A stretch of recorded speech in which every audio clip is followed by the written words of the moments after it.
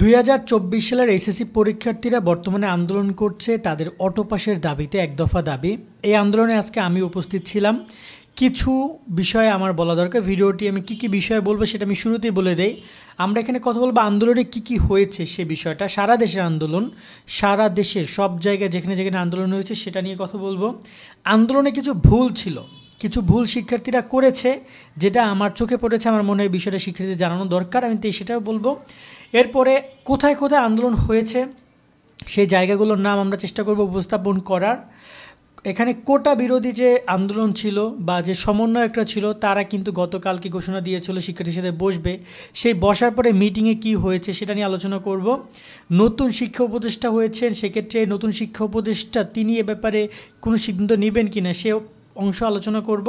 এবং আন্দোলনকে আরও চালিয়ে যাওয়া উচিত বলে তোমাদের মনে করো সে বিষয় নিয়ে আলোচনা করব, কারণ আমার মনে হয় যে সম্পূর্ণ বিষয়টি খুলে বলা দরকার।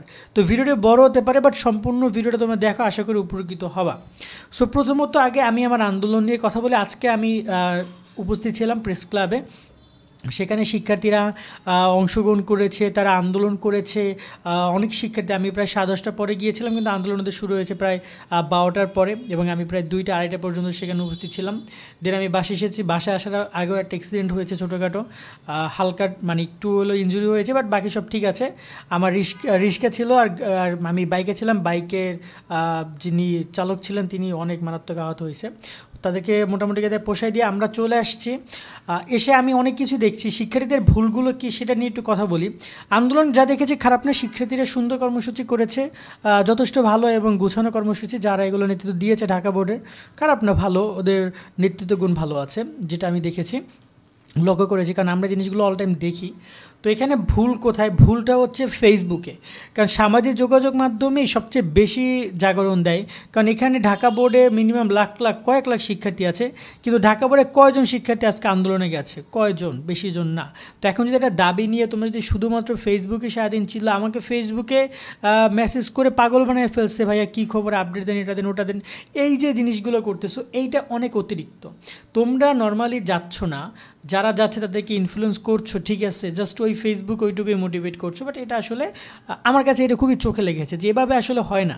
এই যে কোটা সংস্কার হইলো, এই যে গণঅভ্যুত্থান হইলো, কোনো মানুষ ঘরে বসে ছিল না, তারা সবাই সেখানে উপস্থিত ছিল জন্যই আজকে এই অবস্থা হয়েছে।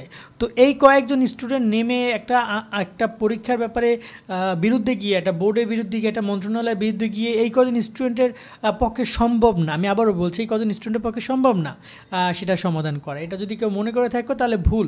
এ ব্যাপারে কোনো সমাধানই হবে না এভাবে, বা আমার মনে হয় না যে আন্দোলন সাকসেসফুল হবে। কারণ শিক্ষা মন্ত্রণালয় এখানে মাথা গোনে কয়জন মাথায় এসেছে, ঠিক আছে। সো মাথাকে টান, তোমরা তো আর ওই রকমের না যে আওয়ামী লীগ বিএনপি কেউ না যে তোমরা ভাড়া করে নিয়ে আসবা। তোমাদের যেটা নিজেদের মধ্যে করে যে নিজের টাকা খরচ করে আসবে তেমন দরকার লোক তোমাদের। তো এই জায়গায় এখানে তেমন কোনো শিক্ষার্থী উপস্থিত ছিল না, এটা আমার সবচেয়ে বড় ভুল আমার কাছে মনে হয়েছে। যে ফেসবুকে ডাকাডাকি চিল্লাচিল্লি করে আসলে কোনো লাভ নেই। অনেকে বলে কমেন্টে চিল্লাও, হ্যাঁ বাস্তবেই কমেন্টে চিল্লে লাভ নেই। কোথায় কোথায় আন্দোলন হলো? আজকে আমরা ঢাকাতে ছিলাম, ঢাকাতে দেখেছি আন্দোলন হতে। আমরা এখানে শেরপুর ময়মনসিংহে আন্দোলন হতে দেখেছি, যশোরে আন্দোলন হতে দেখেছি, কুমিল্লা আন্দোলন হতে দেখেছি। আমরা পটুয়াখালী, আমার নিজ জেলা পটুয়াখালীতে শিক্ষার্থীরা মানববন্ধন করেছে। এখানে বকশীগঞ্জ, জামালপুরের শিক্ষার্থীরা মানববন্ধন করেছে, দেখেছি আমরা।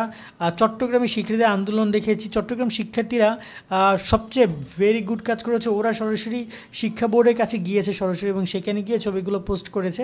তো এটা ঠিকঠাক আছে, এবং চট্টগ্রাম বোর্ডের শিক্ষার্থীদেরকে আন্দোলন করতে দেখেছি। এই কয়েক জায়গায়, আরও অনেক জায়গায় হবে, সেটা আমার কাছে আপাতত ছবিগুলো আমি পাইনি, সংগ্রহ পাইনি। আমাকে অনেকে যারা পাঠিয়েছে এবং ফেসবুক থেকে সংগ্রহ করে তোমাদেরকে দিলাম। তো একটা ব্যাপার গেল। এরপরে আসি যে সমন্বয়ক যারা রয়েছে বৈষম্য বিরোধী, তাদের সাথে শিক্ষার্থী গিয়ে কথা বলেছে।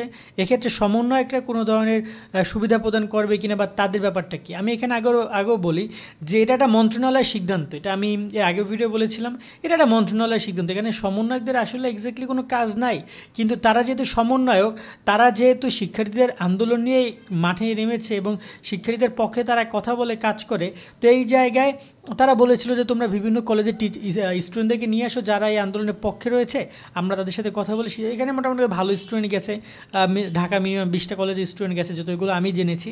তো এই 20 থেকে বেশিও হবে। তো শিক্ষার্থীরা উপস্থিত ছিল। এখন এখানে তারা কী সিদ্ধান্ত নেবে সেটা তাদের ব্যাপার। আমার আপাতত যতটুকু আমি জেনেছি সমন্বয়করা মেবি নেগেটিভ কিছু একটা বলেছে। এখন নেগেটিভ এক্স্যাক্টলি কী বলেছে সেটা এই মুহূর্তে আমার কানে একদম পুরোপুরি আসেনি। তবে একটা কথা আমি বলতে চাই যে সমন্বয়করা যেটা করতেছে তারা তাদের এখানে তাদের কোনো ভূমিকা একদম বড় কোনো ভূমিকা নাই। সেক্ষেত্রে তারা দেখা যায় তাদেরকে গণমাধ্যম খুব পছন্দ করে, সেই জায়গায় গণমাধ্যম হিসাবে তারা দেখা গেল যে সেখানে তারা হচ্ছে গিয়ে আরেকটি স্টেপ নিতে পারবে, এই পর্যন্তই। এখানে সমন্বয়করা যে তোমাদের পরীক্ষাটা বাতিল করাই দিবে বা অটোপাস দিয়ে দেবে বিষয়টা এমন না, সেটা তাদের ক্ষমতা নাই, সেটা আমাদের ক্ষমতা নেই, কারোই ক্ষমতা নেই, এটা একমাত্র শিক্ষা মন্ত্রণালয়ের ক্ষমতা। তো এই জায়গায় তারা নতুন করে কোনো কিছুই করবে না।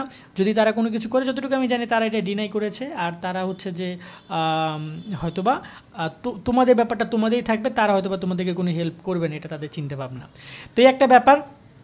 এরপর একটা ব্যাপার আসছে যে নতুন উপদেষ্টা যিনি হয়েছেন এই আন্দোলনের পরিপ্রেক্ষিতে সে কোনো সিদ্ধান্ত পরিবর্তন করবে কিনা বা সিদ্ধান্ত নেবেন কিনা।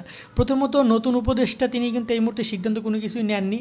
তো তিনি এসে প্রথমে যে কাজটা করেছেন, তিনি শিক্ষা মন্ত্রণালয়ের যে সচিব তারে বাদ দিয়ে দিয়েছেন, তারে বদলি করে তারে পাঠিয়ে দিচ্ছে কোথায় পাঠিয়ে দিচ্ছে, পরিবার কমিশন সদস্য হিসেবে তাকে বদলি করে দিচ্ছে। তো এটা একটা গুড ডিসিশন, কারণ এই শিক্ষা সচিব যিনি ছিলেন তিনিও কিন্তু বলা যায় যে অনেক কিছুই করেছেন। তো আমরা এখন আসলে ওই দিকে না যাই, তাহলে আন্দোলনটা মানে ভিডিওটা অনেক বড় হবে। বাট মূল কথা হচ্ছে যে নতুন উপদেষ্টা তিনি এসে কিছু কিছু কাজ করছেন। এখন যদি শিক্ষা উপদেষ্টার কাছে এই বিষয়টা উপস্থাপন করা হয়, তাহলে তোমরা আরও ভালো কিছু করতে পারো। এক্ষেত্রে আমি বলবো যে তার যে ফেসবুক আইডি আছে, সেক্ষেত্রে তোমরা চাইলে তার ফেসবুক আইডিতে মেসেজ করতে পারো। তার ফেসবুক আইডি কিন্তু অ্যাভেলেবেল, সে ফেসবুক অ্যাক্টিভ, আমি যতটুকু জানি। তোমরা তার ফেসবুক আইডিতে কথা বলতে পারো। তার নাম হচ্ছে ওয়াহিদুদ্দিন মাহমুদ। ওয়াহিদুদ্দিন একসাথে লেখা আছে আর মাহমুদ আলাদা লেখা তার ফেসবুক আইডি। এমনকি আমার ফেসবুক আইডিতে গেলে ফলো দেখতে পারবা, আমি তাকে ফলো করে রেখেছি। তো সেখানে গিয়ে তোমরা দেখতে পারবা, আমাদের ফেসবুক আইডির লিঙ্ক ডিসক্রিপশন দেওয়া আছে। তো এই একটা ব্যাপার, তোমরা তার সাথে কথা বলতে পারো। আর এখানে একটা কোশ্চেন ছিল যে আন্দোলনকে আরও চালিয়ে যাবা কি না। দেখো, এই কোশ্চেনের অ্যান্সারটা আসলে আমি তোমাদেরকে দিতে পারি না, কেননা দেখা যায় পরীক্ষা যদি এখন অনেক বাকি আছে, তোমরা তোমাদের কাজ করতে পারো, সেটা অসুবিধা কিছু নাই। এ জায়গায় কেউ যেহেতু কারো কোনো ক্ষতি হচ্ছে না, যখন ক্ষতি হবে তখন আমরা বলবো, বা আমার মনে যখন যেটা হবে তখন বলতে পারি। বাট এই মুহূর্তে আমার কাছে মনে হচ্ছে যে তোমাদের যদি ভালো না লাগে তোমরা আর কাজ করতে পারো, কারণ তোমাদের যদি দাবি দেওয়া না মানে বা তোমাদের যদি সিদ্ধান্ত তোমাদের পক্ষে না আসে, সেই ব্যাপারটা। তবে এই জায়গায় আমি তোমাদের কাউকে ইনফ্লুয়েন্স করছি না যে আন্দোলনে যাও, আবার কাউকে বলতেছি না যাইও না, তোমাদের খুশি। আর আজকে আমি আমার জায়গা থেকে কেন আন্দোলনে গেছি এই ব্যাপারটা একটু স্পষ্ট করি। আমি একজন নিউজ রিপোর্টার হিসেবে গেছি, আমি কোনো শিক্ষার্থীদের পক্ষে কোনো মিডিয়াকে কোনো ধরনের নিউজ কভার দেই নাই, কোনো স্টেটমেন্ট দেই নাই। আমি শিক্ষার্থীদের কথা শুনেছি, সেগুলো আমি অনলাইনে দিয়েছি। কালকে যদি যারা পরীক্ষা চাও তারা যদি আন্দোলন করো, কালকে আমি তোমাদের আন্দোলনেও গিয়ে তোমরা পরীক্ষা কেন চাও, কেন পরীক্ষা দিতে চাও, সব কিছু আমি রিপোর্ট করে তোমাদেরকে ভিডিও করে দিয়ে দিব। কারণ আমাদের কাজ হচ্ছে তোমাদের তথ্যগুলো কমপ্লিট করে দেওয়া। সেই জায়গায় একটা শিক্ষার্থীরা রাস্তায় পড়ে আছে, তারা রোদে জলে বৃষ্টিতে ভিজে তারপর তারা আন্দোলন করছে। তো আমাদের দায়িত্ব হচ্ছে তাদের কিছু কিছু ইনফরমেশন দেওয়া। আজকে আমি গিয়েছি, আমি কিন্তু প্রতিদিন ফ্রি থাকি না যে যেতে পারবো, হয়তো বা সামনের দিন আমি নাও যেতে পারি, কারণ শারীরিক অবস্থা একটু ভালো না, বললাম তো অ্যাক্সিডেন্ট করেছে একটা হালকা পাতলা। তো এইসব মিলেঝিলে এই মুহূর্তে আপাতত তোমাদের আপডেট এটাই। লাস্ট ভিডিও করা পর্যন্ত আমার কাছে এখন পর্যন্ত তোমাদের পরীক্ষা নিয়ে যতটুকু শুনেছি যে উপদেষ্টা যারা রয়েছেন, সমন্বয়ক, তারা এই ব্যাপারটা না করে দিয়েছে। আর হচ্ছে যে এটা আমার লাস্ট আপডেট। আর এখানে এখন পর্যন্ত আন্দোলন নিয়ে শিক্ষা মন্ত্রণালয় এখনও কোনো কিছু বলেনি। যদি বলে সেটা তোমাদেরকে অবশ্যই আমরা জানাবো।